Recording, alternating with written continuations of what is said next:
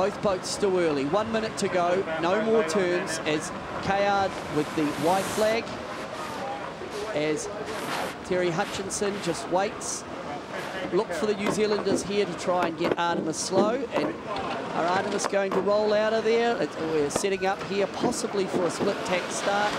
ARTEMIS now tacks. Emirates Team New Zealand are on starboard. Martin, the windward end, the end where ARTEMIS are heading for, as we know, was one boat length further upwind. Terry Hutchinson has been on the start box. Can he pull off another one, or has Emirates Team New Zealand, has Dean Barker, has he got the edge here? It's a split tack start, this vital match. Sudden death for Emirates Team New Zealand. Semi-final berth, the final berth for ARTEMIS. Who can pull it off? 5 to go. Coming up to 5, ARTEMIS need to do that late tack. That will give Emirates Team New Zealand, they'll have better speed off the pin end. Emirates Team New Zealand at the pin end. ARTEMIS about mid-line, and it was a late tack by ARTEMIS to get in phase. It was looking like a split.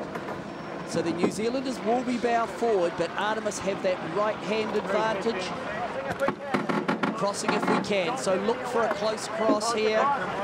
Peter Eisler, are you close enough? This one will be close. That looks like the Kiwis are going to give it a whirl. Paul Kayard goes straight for the flag. I think he's got the flag in his hand. Kiwis might be through. This will be, I would expect to see a flag here. That's through. Be a flag. Are we seeing a flag? That is a huge moment for Emirates Team New Zealand. So we're not going to speed build, okay? Beautifully judged. A full build away. Stand by. As we can see, the boat is set up for a jibe set. On the bow, you've got Jeremy Lomas, who'll feed the tack of the spinnaker. On the windward side, as you can see, the clue of the Jenica already coming around the forestay. Barker brings the bow down. The Kiwis ahead. Emirates Team New Zealand lead ARTEMIS around the top mark. This is the second race in a best-of-3 semi-final here at the Vuitton Trophy in the Maddalena. ARTEMIS follow behind Emirates Team New Zealand, but ARTEMIS are one race up. Going across on port. 20 seconds delay. New Zealand boat, looks like the breeze has certainly stayed in. They had a little bit more at the top of the course than the bottom, but it does look like Emirates Team New Zealand have carried the wind right down to the bottom. There's the bias on the bottom mark gate that we were talking about. The New Zealand boat now goes through its jibe.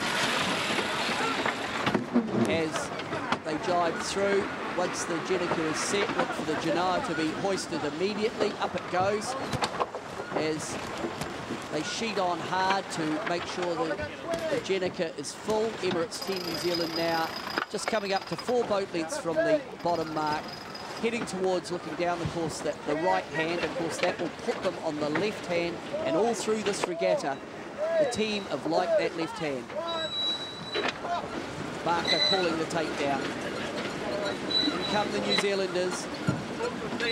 Spinnaker gently comes in over the leeward side as Dean Barker gently brings the boat around, getting the top sides of the boat very close to the mark, not giving away those valuable metres for ARTEMIS. They've come in on the opposite jibe. They jibe over. Emirates Team New Zealand lead ARTEMIS around Mark 2. The halfway mark of this absolutely crucial semi-final match. Going to take all for ARTEMIS, sudden death for Emirates Team New Zealand.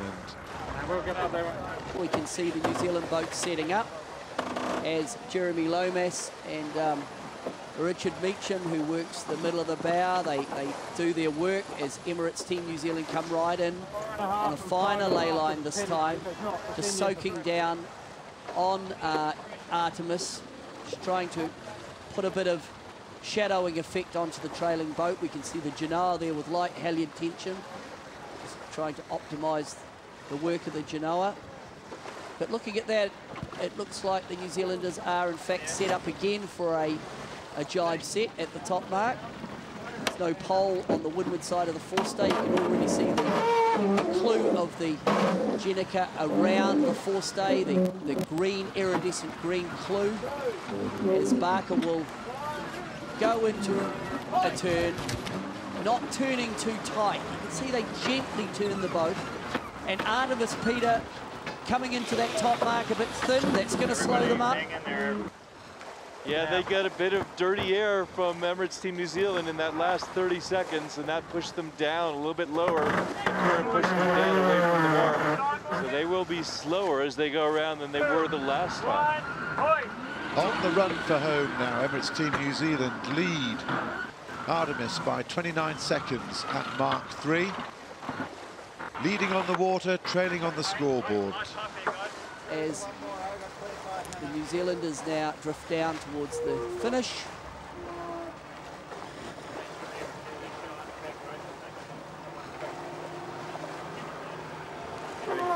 There's Paul Kayard. Well, you know, luckily we won the first race, so we got another one to go. But this race was all about the left, and you know, he jumped us at the start and owned that left side, and really there was no recovery from that. We tried a little bit.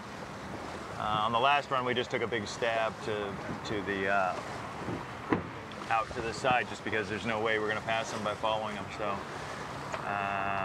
but obviously it's still all about the left, you know. So if it stays this way, we'll have to fight hard for the left in the next start.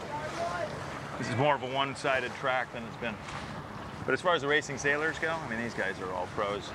You win some, you lose some. This is the first time in this regatta that Team New Zealand's beat us, okay? We beat them in the round robin, we beat them in the first race, so they're a good team. They beat us now once, so we just got to beat them in the next one. That's a team talk there, yeah, from, if the team is hearing that, boys. You know what they're going to say after the race to each other anyway. Now, that's a first. I don't believe we've ever spoken to anyone while racing during a race. I'm sure that's a first.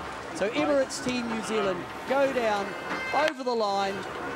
They take that one. That brings it down to 1-1. That man, Dean Barker, beautiful pre-start. And they're back to 1-1. We're going to see a third race in the semi.